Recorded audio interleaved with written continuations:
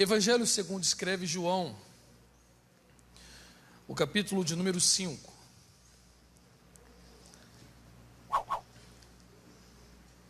Eu estou passando um período me dedicando bastante ao Novo Testamento, principalmente aos escritos joaninos, ou de João, e eu quero compartilhar com você essa noite, esse texto sagrado aqui, conhecido, mas que eu quero trazer uma reflexão acerca da vida para nós aqui essa noite, tá bom? Se você achou, diga amém.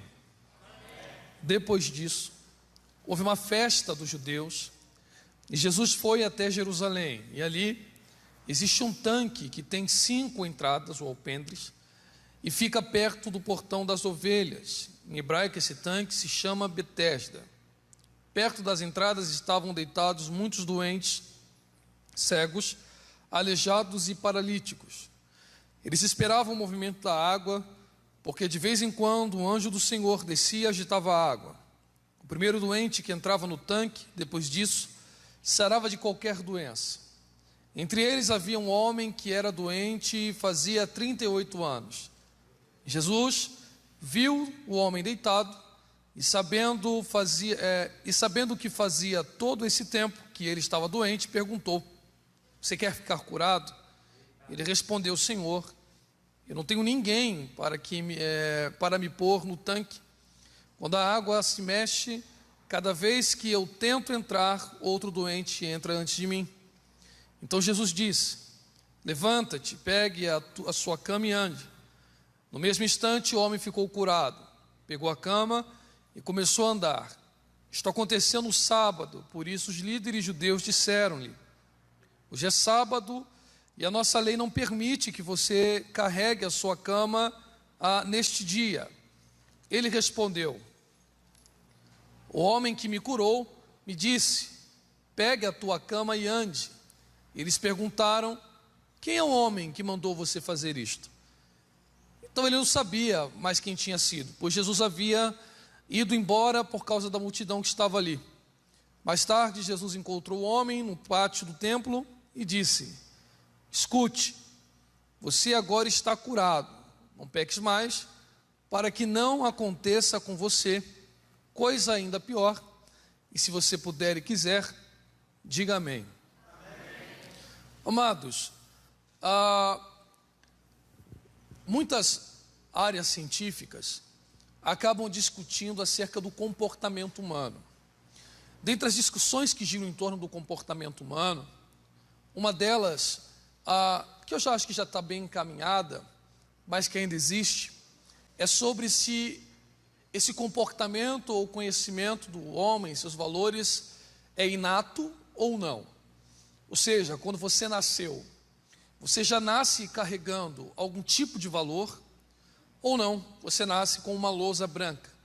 E conforme você vai vivendo, a cultura, a criação, o ambiente, vai escrevendo nessa lousa, e você vai se constituindo quanto indivíduo nessa sociedade a qual você está inserido.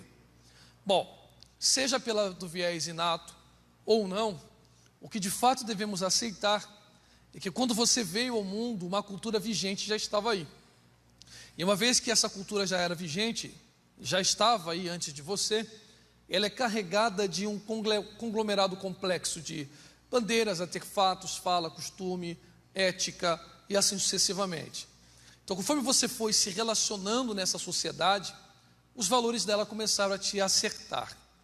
É claro que em determinado momento você tem a capacidade de optar, mas boa parte do seu comportamento também reflete o ambiente ao qual você está inserido, não excluindo a capacidade cognitiva, mas de fato você também é um ser moldado. Dito isto, culturalmente falando, hoje o nosso país é tido nos índices como um dos países com a maior população cristã do mundo. E de fato isto ocorre. Você não precisa ter muita força para que você perceba que por mais que você se relacione com pessoas que não são cristãs, elas usam expressões, verbalizam coisas que nós no meio religioso costumamos verbalizar.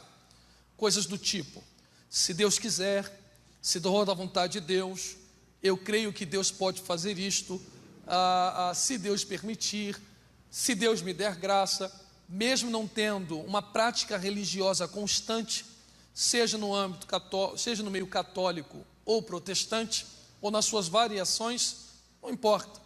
No nosso país é corriqueiro isto, por causa do padrão cultural dessa herança cristã que nós carregamos.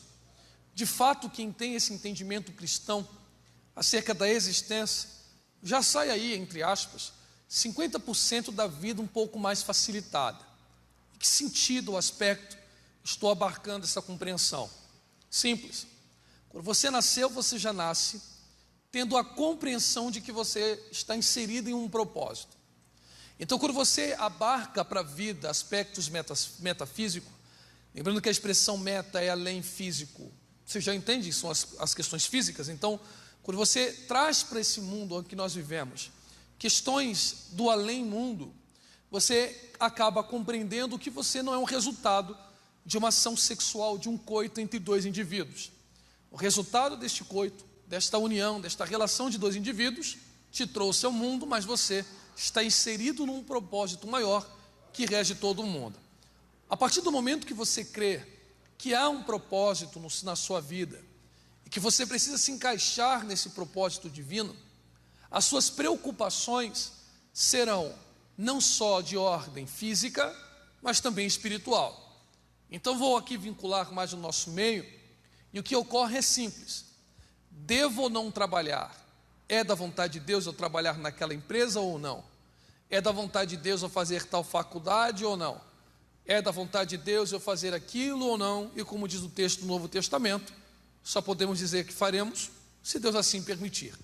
Então nossa ideia é sempre esta, de que as nossas frustrações ou as nossas decepções estão vinculadas a um desencaixe desse propósito divino.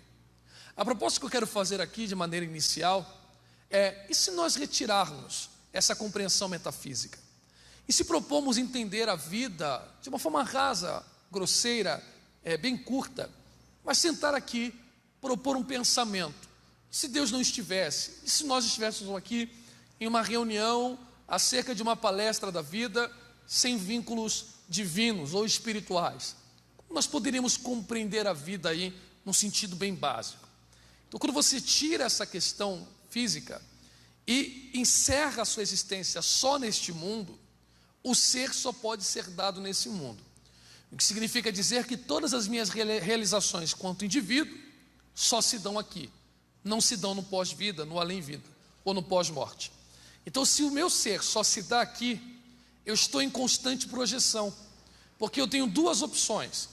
A partir do momento que eu tiro Deus da história e passo a enxergar a vida só no seu aspecto terreno, ou eu passo a viver a minha existência parado, não me deslocando, não me propondo em projeção, apenas dizendo: nasci, estou aqui e não me desloco. Ou eu venho a propor a deslocar a minha existência a algum tipo de projeção, a fim de dar um sentido à minha vida enquanto indivíduo, enquanto ente. Então, quando eu tento deslocar a minha vida para dar um sentido à minha existência, sem abarcar aspectos metafísicos divinos, a vida acaba se resumindo, no mínimo, em 3 aspectos. Primeiro aspecto: liberdade num conceito mais brutal da palavra. E por que brutal? Porque nós cristãos sempre vinculamos as nossas ações numa preocupação de encaixe com a vontade de Deus. Se nós tiramos Deus, uma liberdade brutal. Eu, a partir de mim, redundante, ou da minha própria razão, tentarei nortear os meus passos. E a partir do momento que eu tento nortear os meus passos, a vida cai no segundo aspecto: ela será angustiante. Por que angustiante, Carlos? Simples, porque quando eu falo da angústia, eu já pus terceiro aspecto, porque a vida se resume em utilidade. Então eu vou explicar para que você entenda melhor. Alguém daqui ouvir, diga amém, por favor. Nós vamos chegar lá. Bom, então, como Deus não existe e eu não tenho uma preocupação em me encaixar com um propósito divino para reger a minha vida, a partir do momento que eu começo a perceber que eu cheguei numa determinada fase da vida, denominada maturidade, a partir dela eu preciso nortear os meus passos, ela será angustiante, porque quando eu olho para tudo, tudo se encaixa.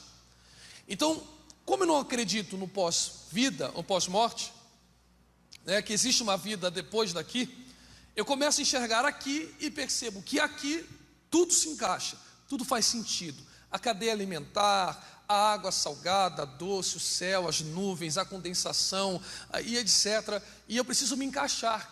Então, por exemplo, Freud, que aqui no Brasil a questão da psicanálise não é um ensino superior, mas é uma escola da psicologia, você verá que ele escreve um livro chamado Psicologia das Massas, onde você compreenderá que o ser humano tem necessidade de relação. E de fato é verdade. A solidão, ela é ruim. E para eu me encaixar, me socializar, me relacionar com as pessoas, eu preciso ter algum tipo de utilidade. Então, a partir do momento que a minha existência não é útil, eu já não me encaixo mais nesse todo aí complexo. Então, todas as minhas decisões do que eu serei na vida, aonde eu quero chegar, os projetos que eu sonhei, as metas que tenho, as portas que quero abrir, a faculdade que quero cursar, a empresa que quero trabalhar, o salário que eu quero ter, esqueça, não é uma ideia 100% garantida no seu próprio eu. Porque eu entendo assim. Conversa, o meio que você vive, as pessoas que você se relaciona, em quem você se inspira, todos esses fatores, inclusive a sua própria decisão, serão a somatória para que te conduzirão a esse resultado de vida. Então, vou ser mais específico para que você entenda. Você consegue ser alguma coisa sem a opinião dos outros, mas se preocupa com a opinião dos outros, porque isto é do ser humano. Tanto é verdade que quando você posta uma foto, você, eu, todos nós, nos preocupamos com o nosso aspecto. Ou você muda a cor do olho, as moças afinam o nariz, as outras batem foto de lado ou colocam a bolsa, e assim sucessivamente. Preocupados se a sua existência terá uma relevância, terá algum sentido ou se encaixará num todo complexo.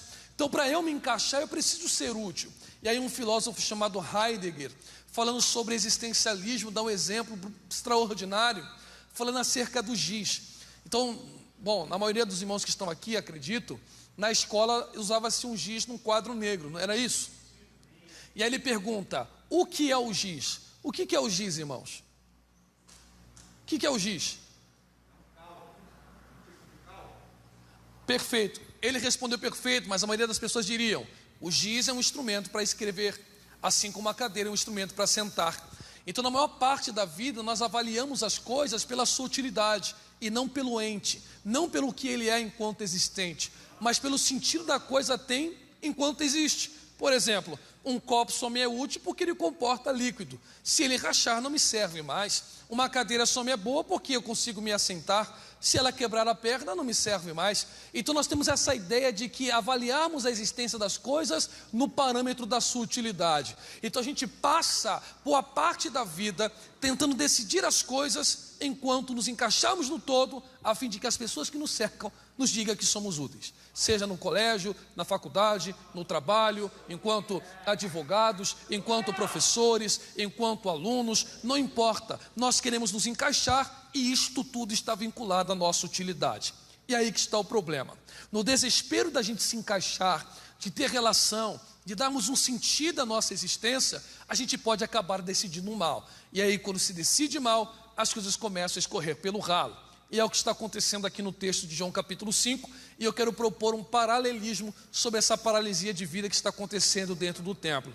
Mas eu não sei se você ainda quer ouvir. Quem quer ouvir, diga amém, por favor.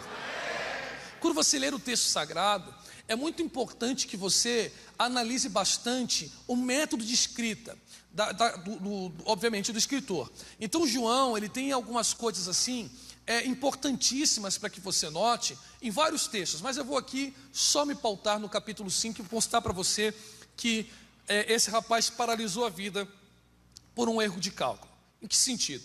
Bom, João descreve, e Jesus subiu ao templo de Jerusalém, porque estava nos dias festivos. Estranho o quê? João diz que ele sobe para uma festa, mas não cita a festa. Por que isso é estranho, Carlos? Porque no judaísmo existem 3 festas que são chamadas de solenidades ou congregações ou convocações santas. Então o cumprimento dessas festas não é um feriado. O cumprimento dessas festas, na verdade, é o cumprir de um mandamento. Como Jesus está indo para o templo, só pode ser aqui 3 festas, ou Páscoa, ou Pentecostes ou Tabernáculos. Como são festas importantíssimas, qualquer judeu levaria em conta o motivo da ida vinculado à festa. Mas João está dizendo para o leitor: olha, eu não quero que você se preocupe em qual momento ele estava. Eu quero que você entenda que se o templo está festivo, Cristo sempre estará presente. O que significa dizer que é um erro de cálculo muito grosseiro vincularmos a presença de Cristo a um dia específico. Qualquer dia que estivermos reunidos com o caráter festivo de adorarmos a Deus, Cristo estará presente. Só que no mesmo momento que ele mostra que Cristo está presente, doutor Marcelo, ele mostra um segundo personagem. E qual é o segundo personagem? Ele diz: e lá havia um homem. Tá, e o que esse homem era?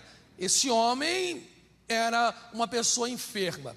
A epígrafe do texto diz paralítica, mas no grego ali é só enfermo.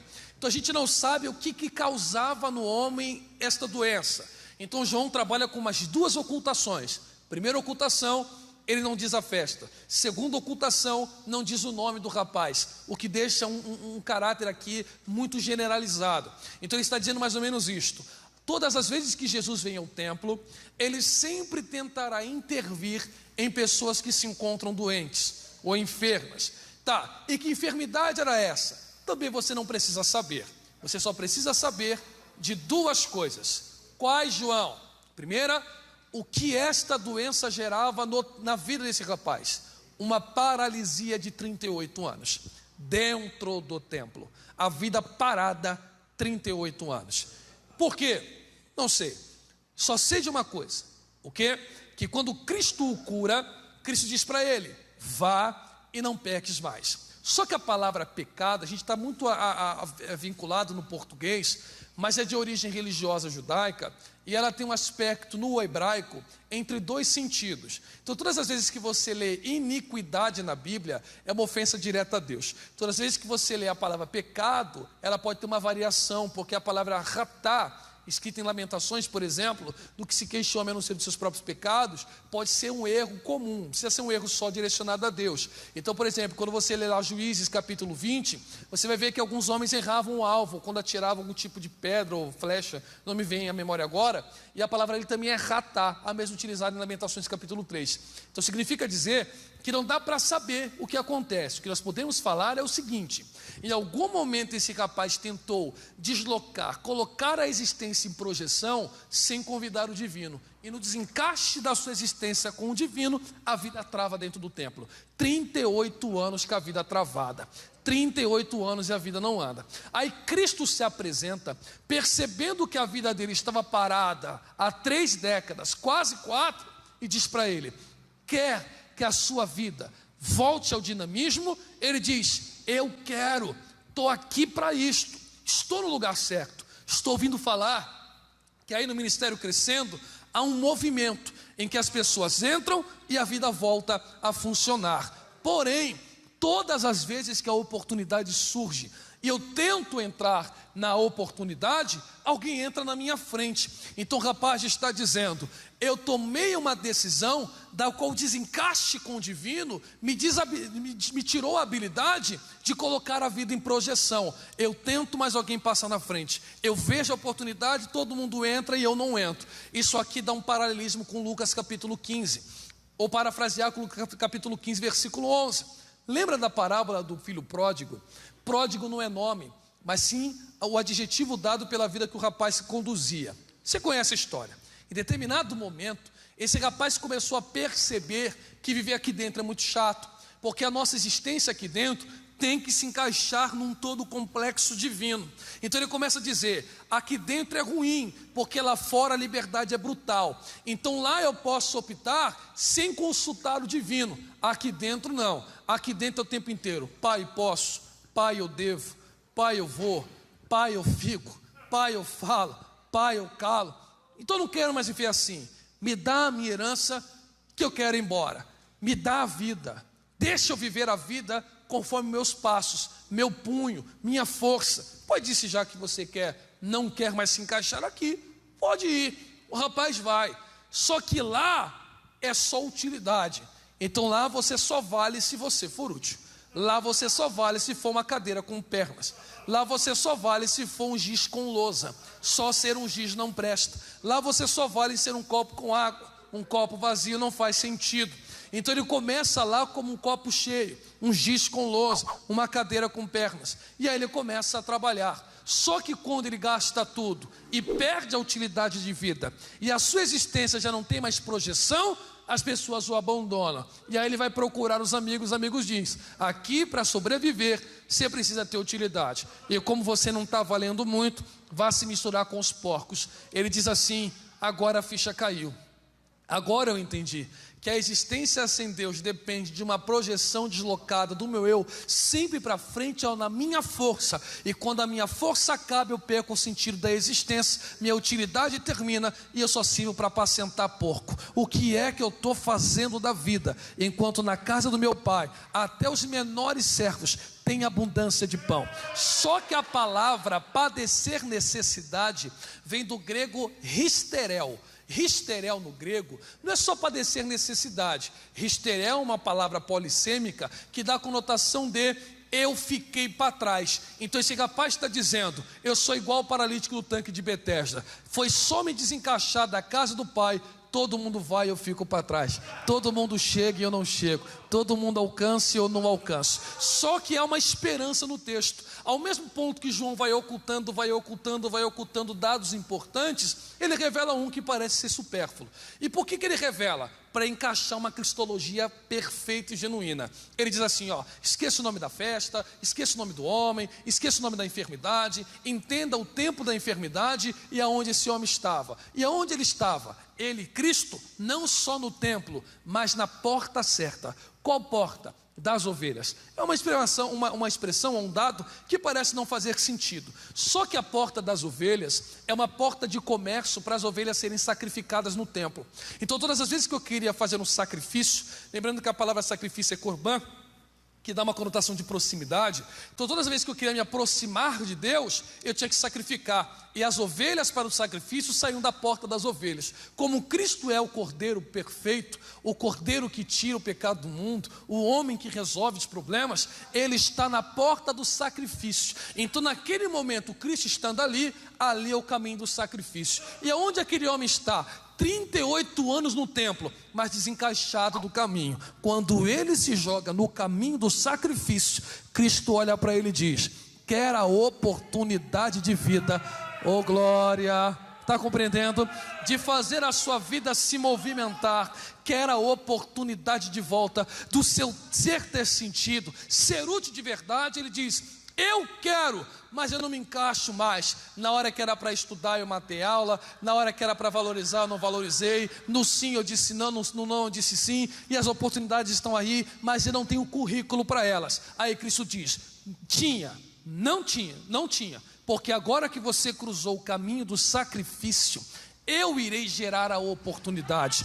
Qual era a expectativa do rapaz? Precisa haver um movimento. Então ele está dizendo: eu até tenho uma estratégia, mas a minha não está funcionando. Mas Cristo diz: como você entrou no caminho correto, a partir de agora, mesmo que a sua perspectiva de vida não funcione, só porque você entrou no meu caminho, eu criarei novas oportunidades de vida. Quem está recebendo isto, levante a sua mão, isto, o mais alto que você puder, e não baixe a sua mão, que eu preciso profetizar na sua vida com os olhos bem abertos e sem medo de errar. Profetizar o que, Carlos? Que a partir desta noite, e não passará desta noite, eu não sei como você levou a vida até hoje, e eu não estou dizendo que você é uma má pessoa, esqueça isso. Eu acho que no afã dos desejos, de querer ser alguém útil, melhor para a sua família, tão melhor para a sua casa, você acabou decidindo mal, e a sua vida acabou travando.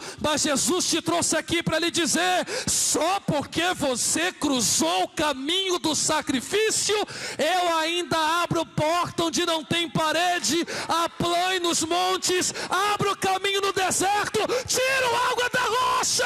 Quem recebe esta palavra, fecha a palma da tua mão, um minuto de glória, se você pode adorar.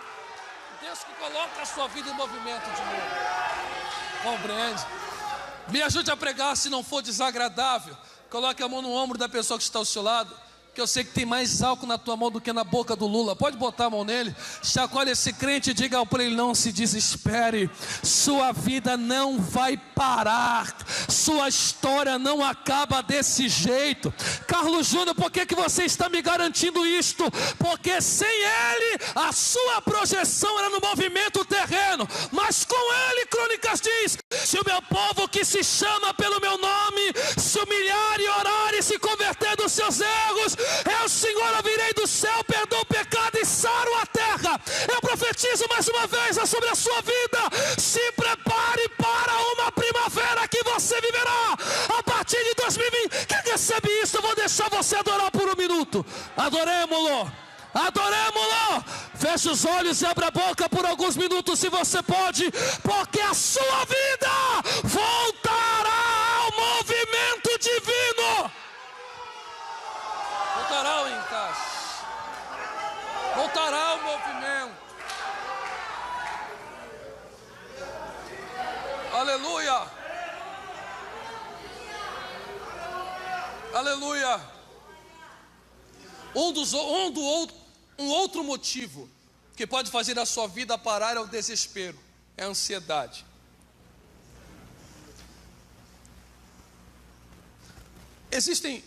Olha, eu não quero ser aqui grosseiro nem delicado, mas existem algumas pregações que a conjectura, ela pode ser até cabível, dependendo da proposta.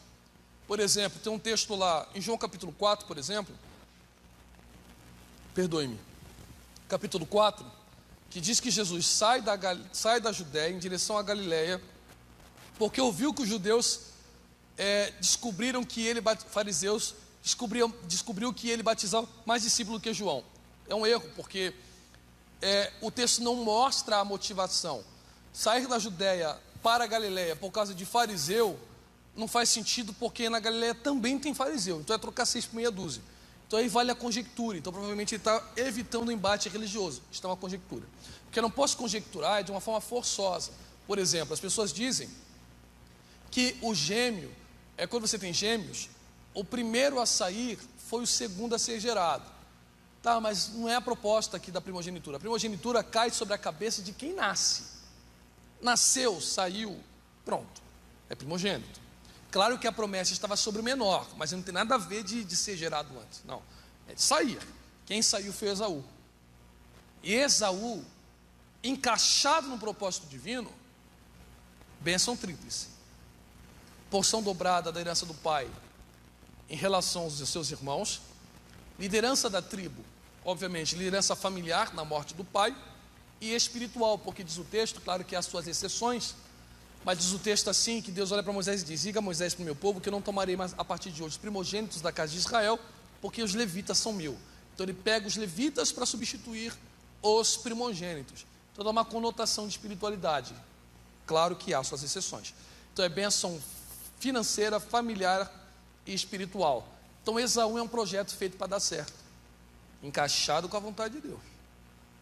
Só que um dia ele volta com fome. E no desespero de matar a sua fome, ele vende. E a expressão é: eu aqui morrendo de fome, vou me preocupar com o encaixe divino? Na hora da bênção, Isaac diz, ele diz assim para Isaac: não me restou nada? Isaac diz: restou, vai viver no deserto.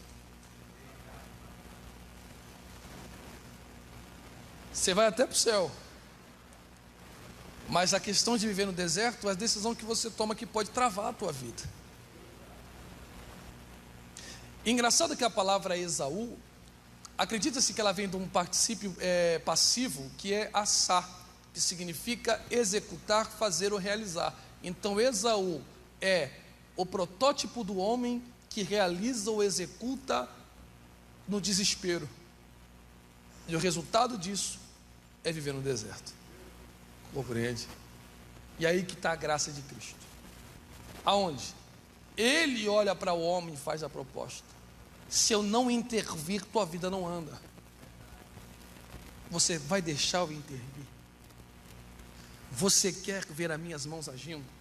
O rapaz já está desesperançoso. Ah, ninguém me empurra. Ele disse: não, pega a tua cama e anda. estranho. Ele podia falar: levanta e vai embora. Mas ele está dizendo: aquilo que te carregou quase 4 décadas não pode ficar para trás. Pega isso que te levava à vergonha e bota em cima da cabeça e sai andando em Campo Grande. Quem te encontrar vai dizer: ô, isso aí te carregou a vida inteira, está levando para onde? Isso aí te travou a vida inteira, que papo é esse? Você diz: não, a gente só deixa para trás aquilo que traz vergonha. Mas depois que entrei no caminho dos sacrifícios, Ele me deu a habilidade de erguer aquilo que era pesado e levar com facilidade para mostrar para você e dizer: ainda há um jeito para a nação brasileira sair da inércia. Alguém está recebendo isso? Você acredita no que eu estou pregando? Para eu concluir, palma da mão virada para cima para receber esta palavra. Para cima, para cima. Isto, eu não sei quais são as bênçãos materiais que Deus há de derramar sobre a sua vida este ano. Não faço ideia. Queira Deus, mediante a fé, que lhe surpreenda em todos os seus caminhos e que supra essas suas necessidades segundo a riqueza da sua glória.